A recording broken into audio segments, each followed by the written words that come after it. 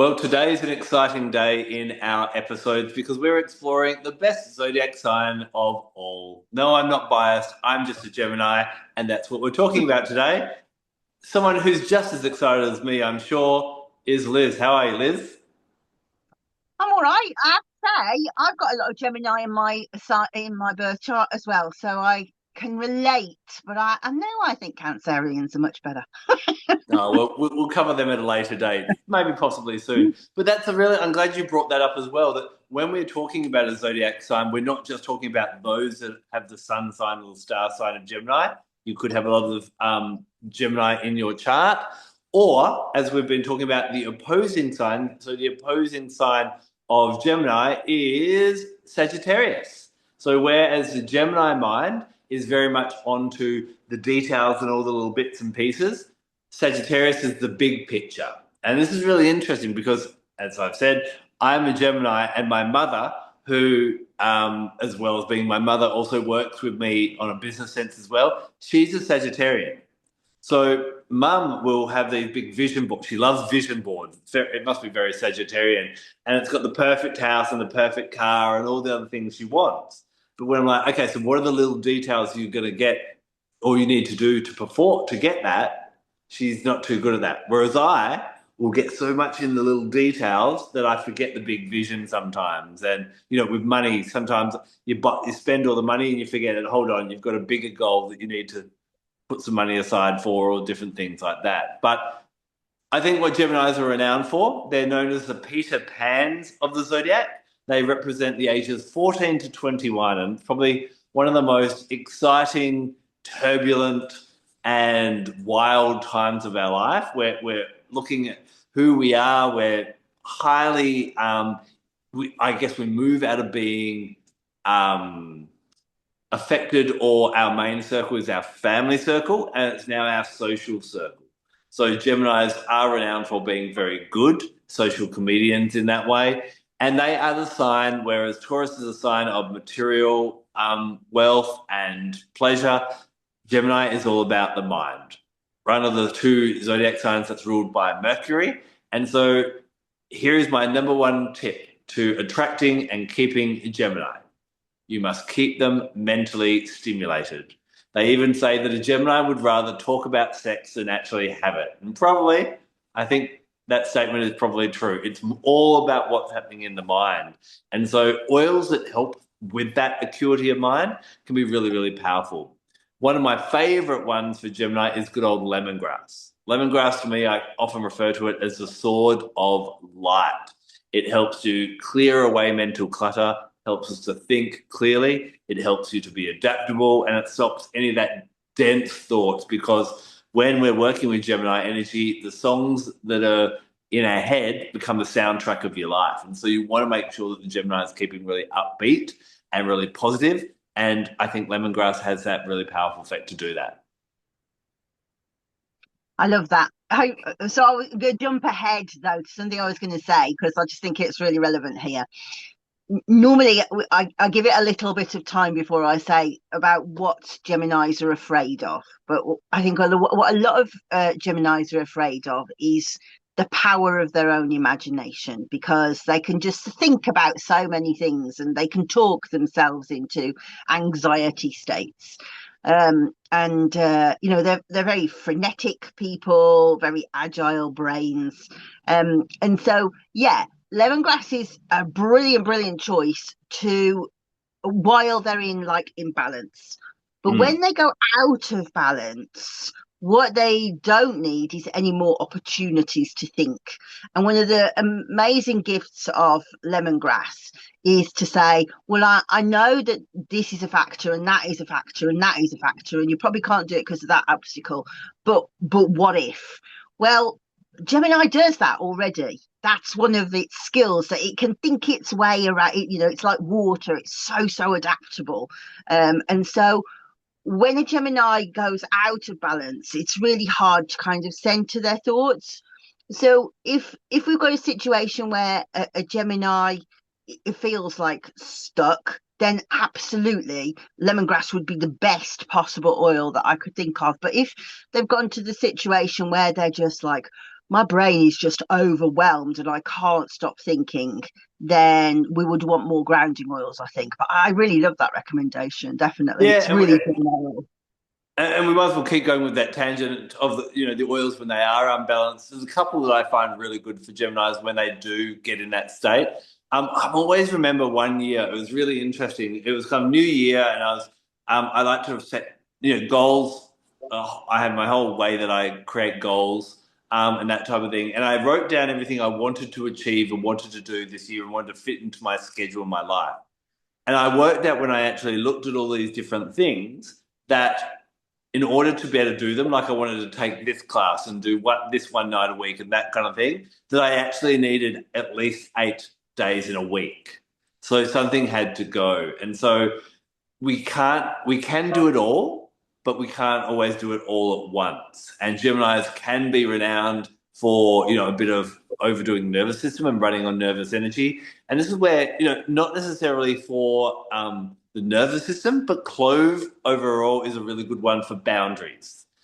Clove, it's what's really unique about Clove. It's one of the very few, I can't think of another essential oil that comes just from a flower bud, whereas we're normally kind of getting it from the whole open flower. And, Clove is known as the flower of the gods. Now, how do we get to be like the gods? We stick to a goal. And Clove can be a really good one for going, okay, you've got all these great ideas, but how can we channel them? Geminis are renowned for being changeable and mutable, and that's in their sign, but they're also renowned for being inconsistent and unreliable. And if you're finding that that's a tendency that you want to kind of diminish a bit within your Gemini capacity, Clove is really good for kind of going, right, let's stick to this and let's kind of focus on that and channel our creativity in that silo rather than trying to be a jack of all trades and master of none, which is very common for Geminis as well. I think that's really good advice. I wouldn't have thought of using clove that way, but it's really good. I'd have thought about for that aspect of their personality, I'd have probably gone sweet basil because it goes, get out of your head and do it. And then sooner or later, your body goes, oh, by the way, you can't do all of this. But in their imagination, they can do so much. So it kind of needs the body, or patchouli maybe, to be able to do that. Sorry to interrupt for just a moment. I hope you're enjoying this episode of Sixth Sense. Now, you're probably getting rather excited about essential oils, and you might be tempted to go out and just grab some. But did you know the essential oil world is not regulated, and a lot of what it says on the label is not governed by anyone? A fun fact, which is not so fun, is that 75% of all oils that are sold as pure, natural, or organic lavender are not even from a plant. So how do you know what's real? Well, I went looking for that question a long time ago, and I found doTERRA to be a really reliable source of high-quality essential oils. They don't just test their oils themselves, but at the end of the process, they have an independent third party verify and double-check their oils to make sure that you are getting what nature intended purely from the plant. They also source where nature intended the plants to grow as well. If you want to grab hold of some essential oils from doTERRA, then I offer a discount code, and this is available no matter where you are in the world. Now, I don't want everyone to get essential oils. I want everyone to use essential oils. So when you become one of my customers, you get access to me and my VIP education platforms, ongoing discounts, ongoing freebies, live classes in all time zones all around the world, and so much more. So if you're interested in getting some essential oils that you know are really from nature, and this is important not only physically, but metaphysically as well, please reach out in the links below. In terms of the whole thing of just doing too much, that really speaks to the medical astrology of Gemini, which rules two really big systems. So first, the nervous system. So that's self-explanatory that they're just going to do too much, but they get very anxious and can get depressed as well. But also it rules their respiratory system. So those are two very, very big things. So if you think about in comparison to Taurus rules the throat. But that's a really small, and the thyroid actually, but that's so small in comparison to two enormous systems in the body. And so quite often you will find that people with a lot of Gemini in their chart have a dispensation towards respiratory problems that are related to stress. And so things like asthma, for example, can get definitely worse when they're stressed. And so if you're doing the shopping to say, right, okay, I want to have my Gemini first aid kit ready, you first of all need oils that are going to keep them calm and grounded and in their body, like patchouli, like I said, sandalwood, vetiver, those ones that slow the energy down. Because remember, this is a mutable sign, it's all over the place. It's all about movement. So as a natural dispensation, they're frenetic. So we want to calm that down. But then also we want oils for the respiratory system. So if we think of a crossover of that, we might think of frankincense, for example, really good for the nervous system, really good for breathing. Also vetiver as well, because it slows the breath. All of those kind of oils that sort of associate between the two systems are going to be helpful. I really also like clary sage for Gemini, because Gemini has a Mercury rulership. And so that's ruled by Mercury. But it's all about what one imagines and sees through the third eye. Geminis have got a really strong third eye because their imagination's so big, but they think so quickly.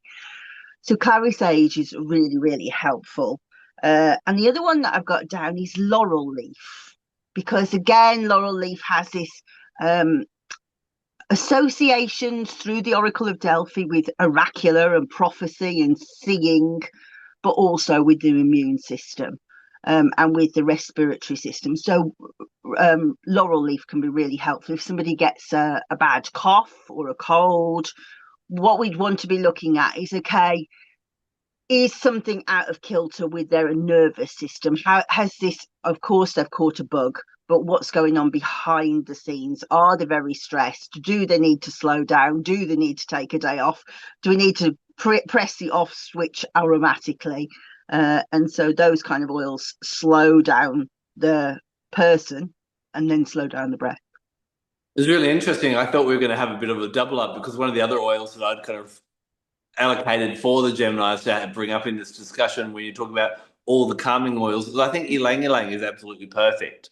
Yellow flowers are often associated with Mercury, and when we inhale ylang ylang, we know physically it helps us to relax. It settles down the mind. It's my favorite sleep oil for Geminis and anyone who has that overactive mind during the day. It carries you off, it transports you to a beautiful tropical island where you're on a holiday and there's no agendas and nothing that needs to be done, and just allows you to take it easy and just quells the mind a lot. And I think ylang ylang is one that I use a lot as a Gemini, especially when I have been working late, or there's the worst thing is for me to kind of come up with a bright idea at 10 o'clock and then try and go to bed and go, I'll think about that later. I remember with one of my Oracle decks, The Magic of Essential Oils, that sprang into my head at 10 o'clock, and I gave up at midnight and then just got up and started writing and planning this Oracle until 5 a.m. in the morning type of thing. So ylang ylang can be a really nice one, especially for them to take into the bedroom, just to get slowed down the mind, to recalibrate the mind. And maybe, I did joke about it at the start. Well, I was quite serious that they'd rather talk about sex rather than have it. Ylang ylang maybe brings them back into their body and out of their mind, which can be a bit of a, when unbalanced, we definitely don't want to take away a Gemini's superpower, but when their superpower becomes their super detriment, that's when ylang ylang could be a nice one to bring in, along with ones like the sandalwood that you mentioned as well. Yeah, and I mean, top of my list was lavender. I know it sounds really, really boring, but just calming them is so effective for a Gemini, because the brains don't switch off. Yeah. I will point out, I mentioned Clove for their boundaries, and you kind of counteracted that with Basil, which is a really good solution, because Basil does have that beautiful support for the adrenals and that trying to be everywhere at once kind of thing, supporting the Geminis, and that can be really powerful as well. I did actually want to talk about one Sagittarian oil or one citrus that I allocate personally to the Sagittarians, and that is tangerine. Tangerine I call the explorers or the traveler's oil. There is traditions in China of when you leave your house, you leave tangerines in the house to protect it.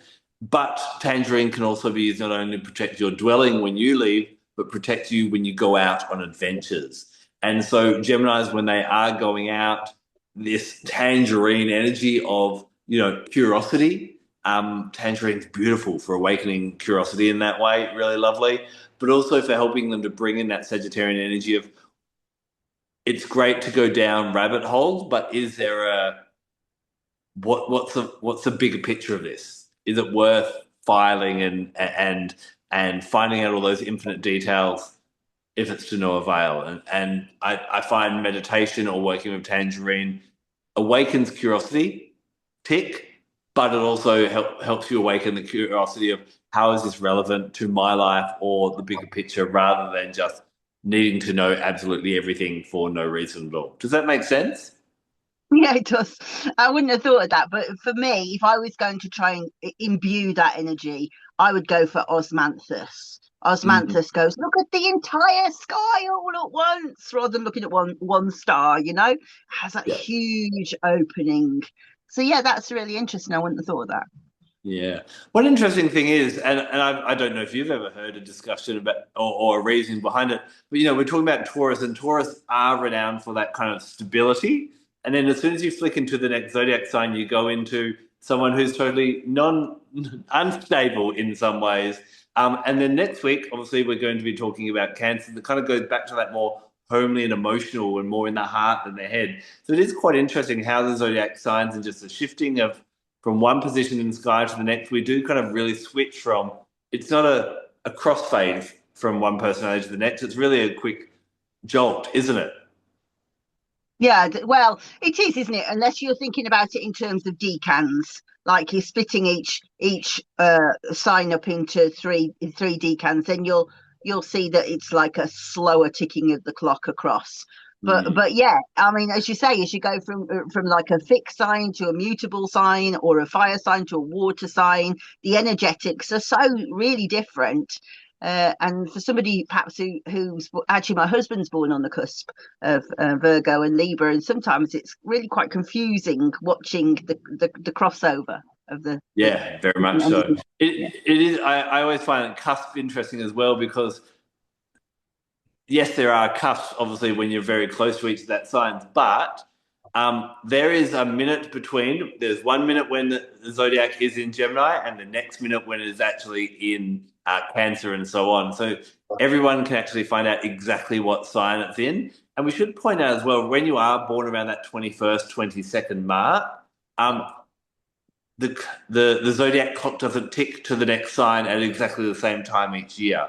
So knowing your time of birth and then looking at your birth chart in that respect, you can actually work out exactly where the planets were. Was the sun in Gemini? Was it in Cancer, or so on as well?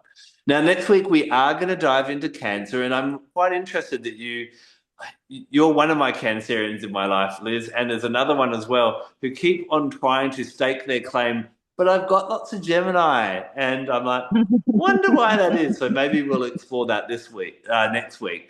But we do want to point out when you get to the end of this video, we've talked about a lot of oils for each of the zodiac signs, and there may be one or two, maybe one that you're not so familiar with, something like osmanthus. We've created playlists for each zodiac sign. So jump in, look at that playlist, and you can kind of do a deeper dive into each of those oils and work out which ones are best for you as a Gemini or the Geminis in your life. But we've got to get on with Cancer. We'll see you next week to just explore that and discover what we can about the first water sign of the zodiac. Until then, take care and blessed be.